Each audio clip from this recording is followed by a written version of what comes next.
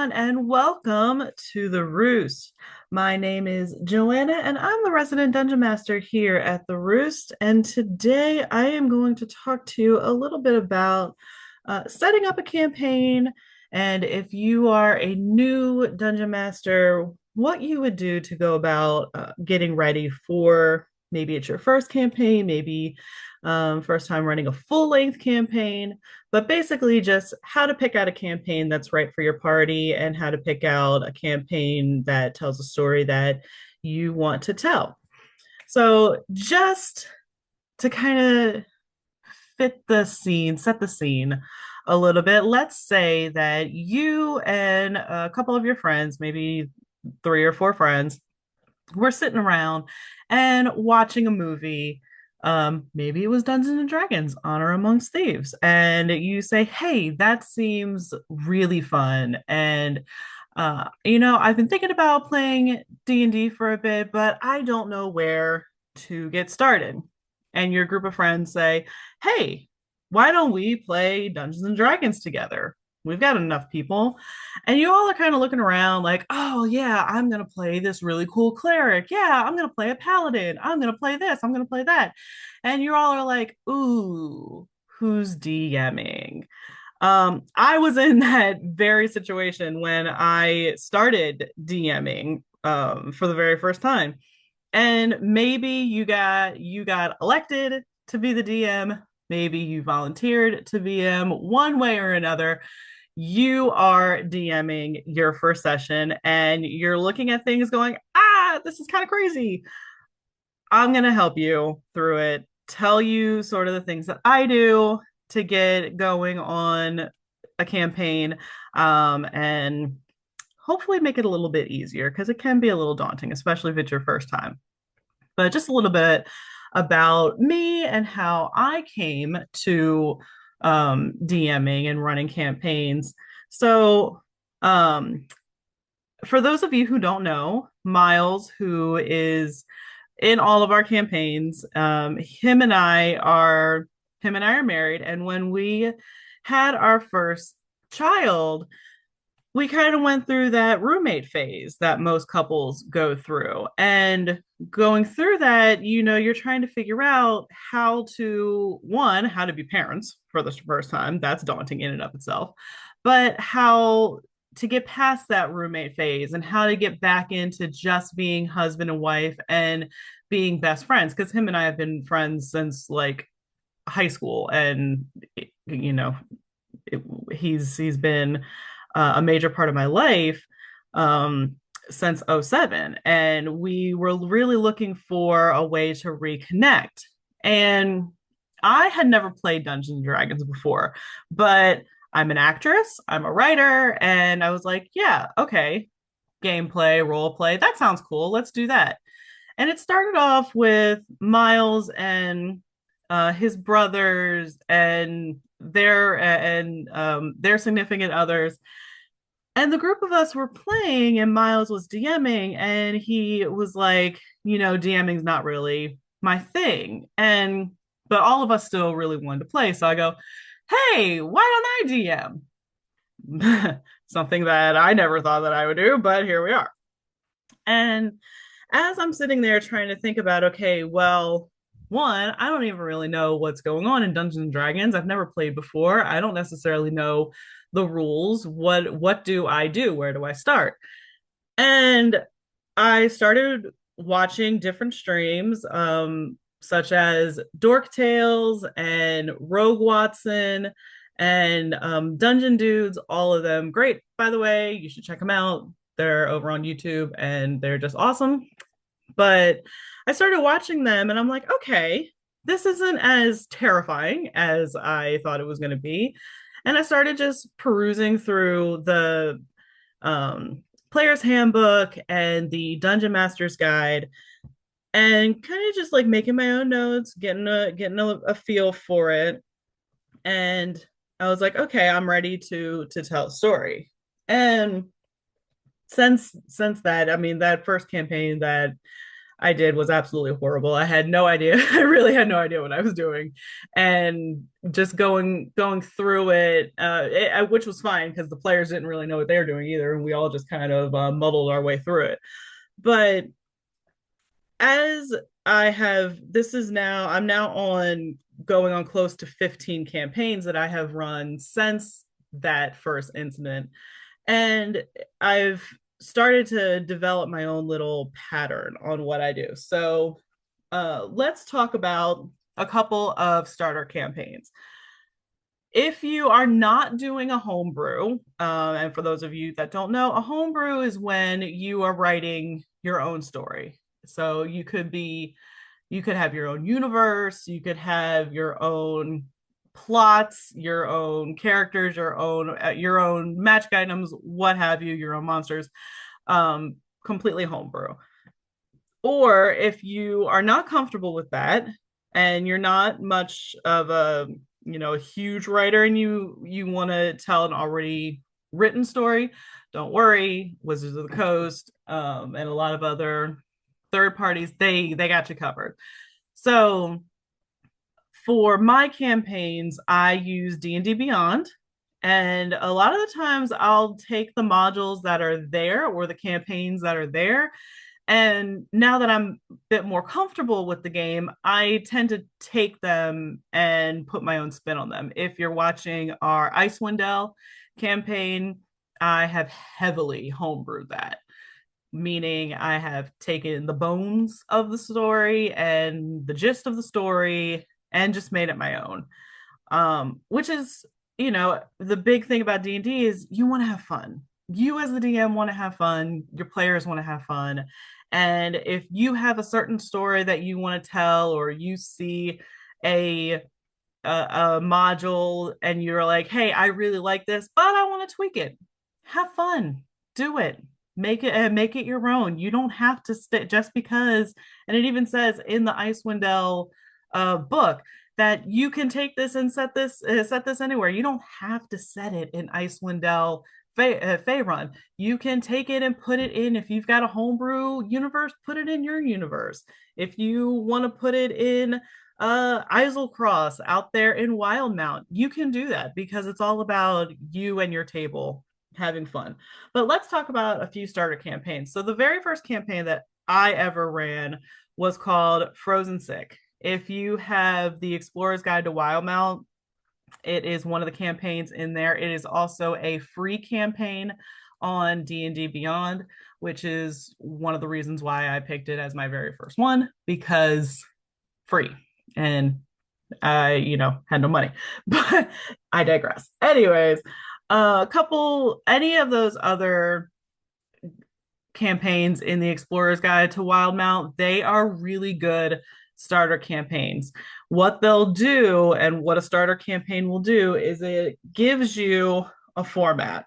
So if you're looking at the book, it's going to say, hey, DM, this box of text, you're going to read it.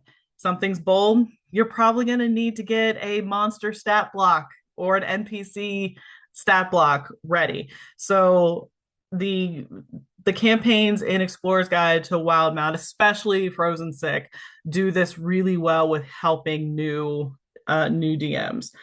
Also, the Lost Mines of Fendelver is a really good starter one. You can use either milestone advancement or XP advancement, which if you're not too familiar with that, it is that is explained in the player handbook and the Dungeon Master's Guide.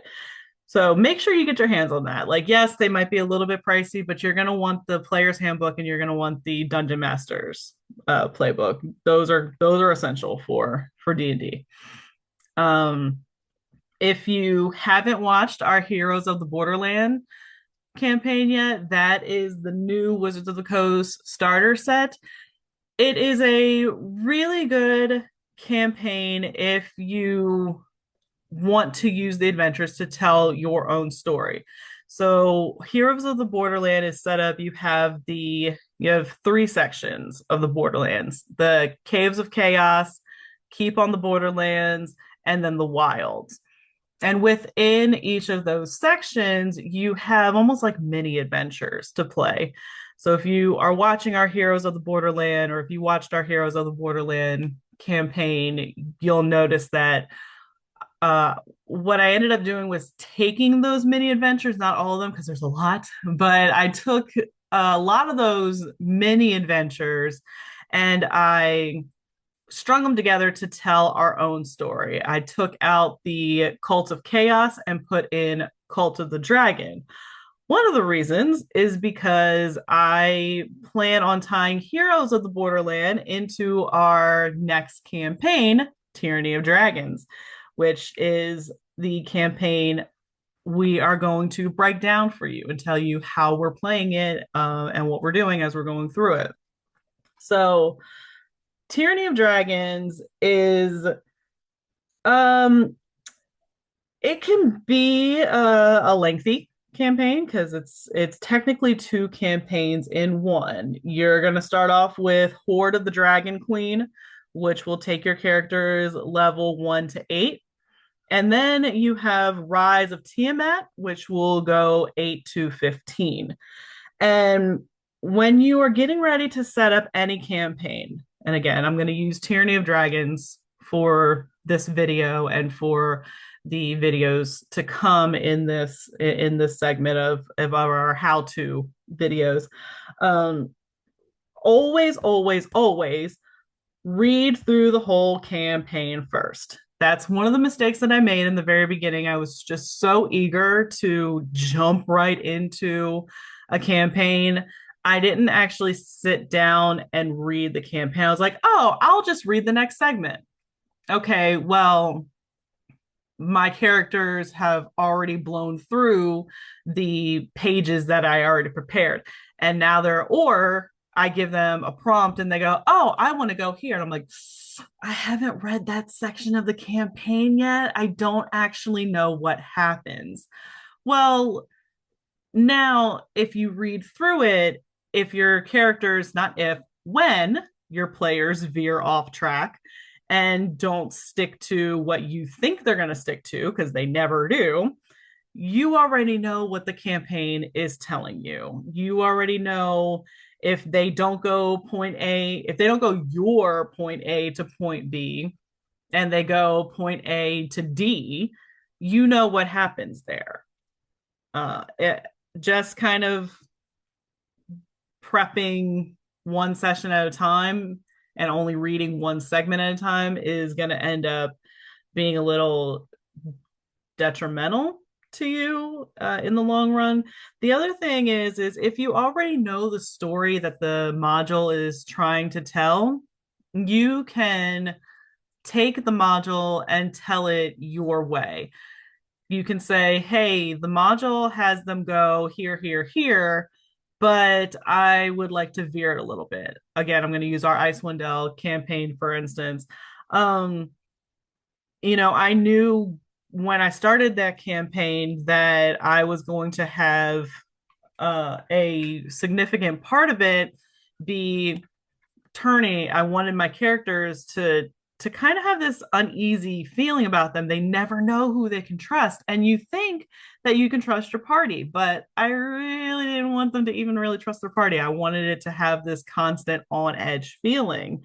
And in order to do that, I need a significant group that can get in there and kind of play havoc on some of their minds. So we started off with Ravison controlling Enrico for a time being, and then if you I won't give too many spoilers away, but obviously the big thing about that I put in there, this isn't big in the actual Icewind Dale campaign, but I made the Brotherhood be linked to a cultist group. And again, that's not in the module. There's nowhere in the module that says that, but my brain goes, what if? I think that this would be a really great spin. And so far, the characters, the players, they're having fun with it, and we're telling our story and we're enjoying ourselves.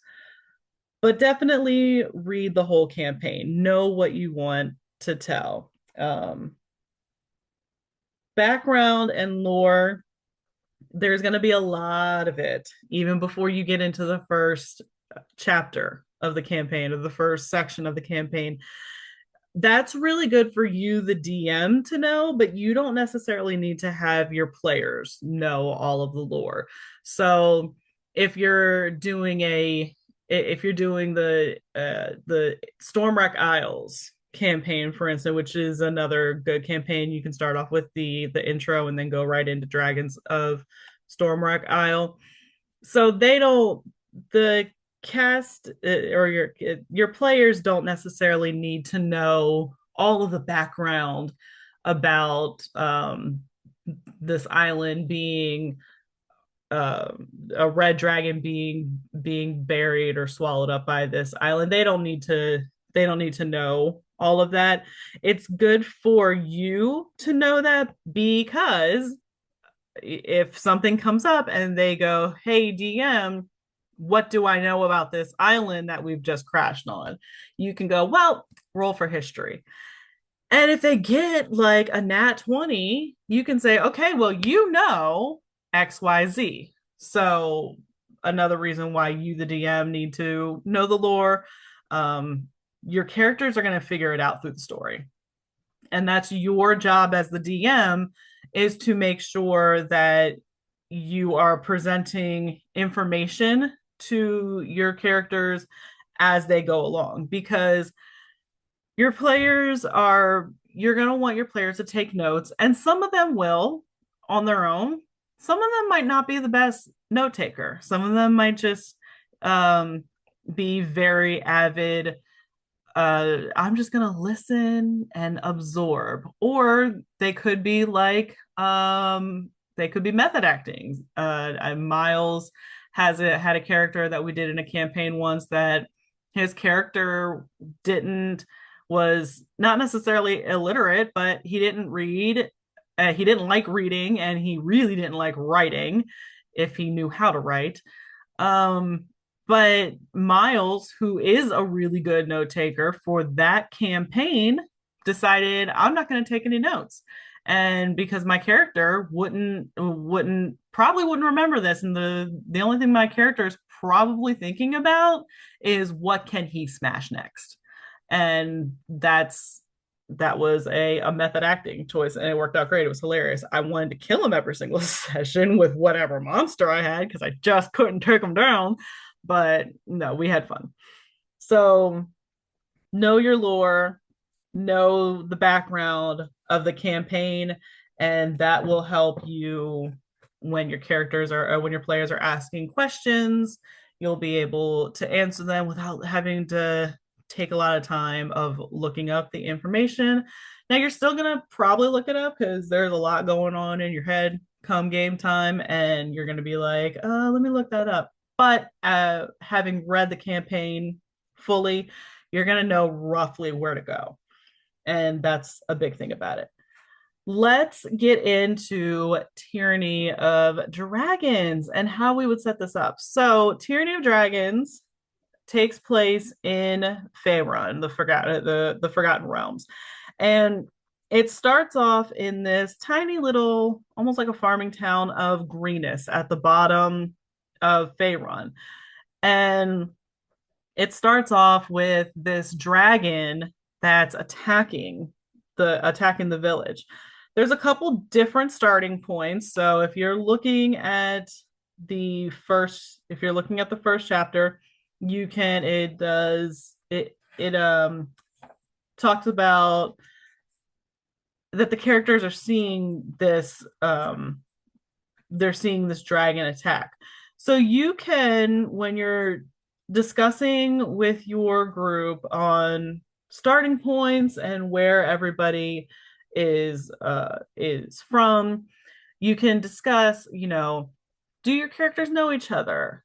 Are they just passing through the town of Greenest? Are they residents of Greenest? These are things that you would talk about at what's called session 0, and you will be able to kind of alter the hook a little bit, the character hook. So for Tyranny of Dragons, it actually says under character hook, To tie the character's backstory to the Tyranny of Dragons campaign more closely, you could see Appendix A, which is basically what I just said. Like, are they residents? Are they friends? Are they just passing through?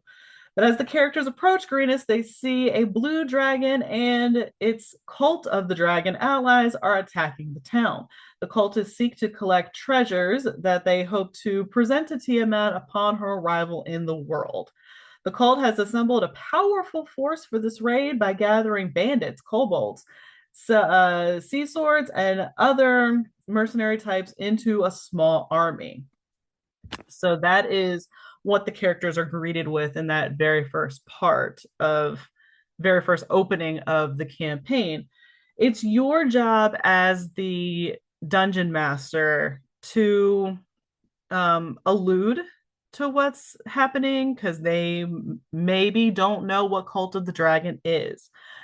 They This is a group that has primarily worked on the other side of Faerun, and now they're coming over to the Sword Coast, and their whole purpose is to raise Tiamat from the Nine Hells. And that's really going to be the whole mission of the campaign, is to stop Cult of the Dragon. And you will introduce them to, in the first chapter, introduce them to some of the non-player characters or NPCs like Governor Nighthill, and present them with different missions. So you can um, either plan ahead of time which missions you want them to go on and like only present that mission, or through role playing be like the governor kind of goes, oh, we need help with this, we need help with that, and let them decide what they want to which ones they want to do. It's whichever you're comfortable with, I should say. The other thing that you're going to want to pay attention to is when you are going through the module and it says something like make you can learn this if you make a DC 10 persuasion check, or um you can get past this enemy if you make a DC 15 stealth check. Those are really important because ultimately players and you as the DM probably are going to learn, we like to play with our math rocks. We like to roll the dice, and Dungeons and Dragons is all about rolling the dice. So when they say make a DC XYZ, that's when your character is going to roll their D20, and whatever it comes up with, add in their modifier for that. So if it's a stealth check and they have a +1 stealth, roll a 13. Okay, well, now it's a 14, but you needed a 15. Okay, you fail. So now you, as the DM, if they have failed their stealth check, okay, well, what happens? Well, the Cobalt saw you, and it's now going to turn and swing its mace at you, or advance and then swing its mace make a movement, then swing its mace at you. And we'll get into, as we go further in, we'll get into combat and like how all that works. But just you, the DM, when you're going through these modules and you're reading that, if you are not familiar with it, that is what is happening there. So hopefully this is all making sense to you. If you have any questions, you can always drop it down in the comments below. But making sure that you're kind of doing this before you even meet with your players, that's going to be key. The other thing that you're going to want to do, I always get a notebook on the side so that I can keep track of who my NPCs are, and how my players have come into contact with them, so that I'm not like day of kind of freaking out, what am I doing? Let's go ahead. I want to walk you through how you would set up how would you set up your campaign? So while you can play Dungeons and Dragons for free. You totally can. You don't need to use D&D Beyond or any of the other sites. You can do it completely by hand for free. That's how it all used to be done. But if you want helpful tools like D&D Beyond, you're going to want to set up a subscription with them, and you're going to want to do the Dungeon Master tier so that you can make sure that you have access to everything all in one spot. But again, that's, whatever you feel comfortable with. So we are going to go on to D&D Beyond so that you can see how we set up a campaign. So you'll go over here to play D&D, come over to my campaigns, and then once you have an account set up, you'll be able to create a campaign.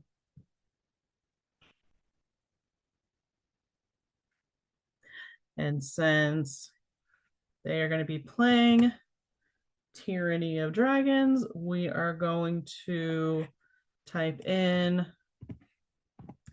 Tyranny of Dragons.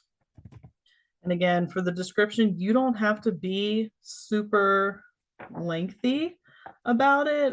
You'll be able to go over with them what the campaign is really, what's happening. So I'm just going to say from the intro,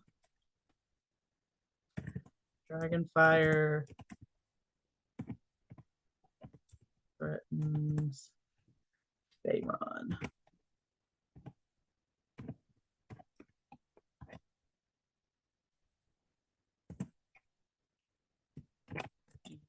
Do you dare oppose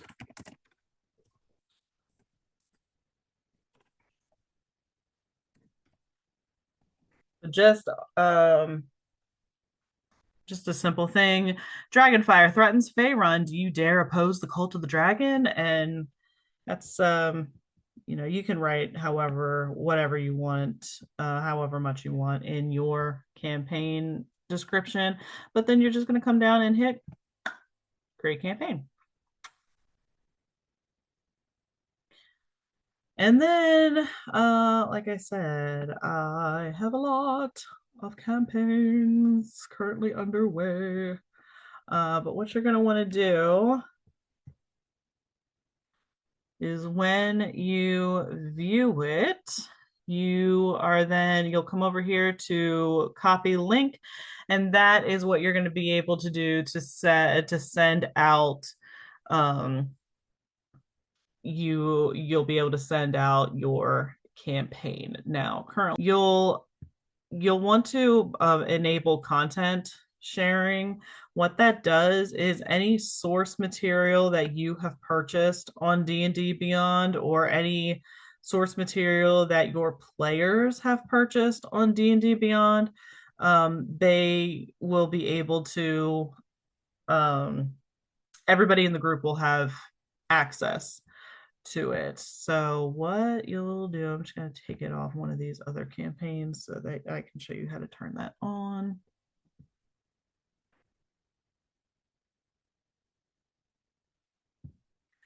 So over here, you'll see where it says Tyranny of Dragons, and then right underneath that, it'll say enable content sharing. And you'll hit confirm. And now it'll have, you have enabled content sharing in this campaign. And again, that just means that my players are able to have access to the source material that I have access to. So if I make a homebrew item, which I love doing, but if I have a homebrew item and I say, hey, you found this flask of Firebolt whiskey, Then now it allows you to drink fire when you take a shot, which you all Ulrich does get that in our Heroes of the Borderland. But um yeah, the characters when they have the content sharing enabled, they have access to my homebrew library, but also magic items that are specific just to Tyranny of Dragons. If they find it, if their characters have it, they'll be able to put that in their inventory. But yeah, so hopefully this entire Tyranny of Dragons campaign is going to be, it's going to link in, picks up right after um Heroes of the Borderland. So if you are not watching Heroes of the Borderland, watch that so you can kind of see how everything connects. But our main thing is we want to show you the breakdowns of how we over here at the Roost run a campaign, and it may help you. Hopefully you enjoy it. But if you have any comments, if you're a new DM, have any comments about any questions on how to set up a campaign, how to get ready for session 0, go ahead and link those comments in, or link those questions in the comments. I will be sure to answer them. If you are a DM that are pretty seasoned and you have some helpful tips, go ahead and put those in there as well, so that we can better help all of our friends have fun playing D&D. For now, we will be back next Friday. So we're going to be here every Friday at 5 p.m. Next Friday, the players are going to build their characters, and we're going to go over kind of like a step by step how you build your character. And if you had any questions on, like, okay, I am going to be playing a barbarian.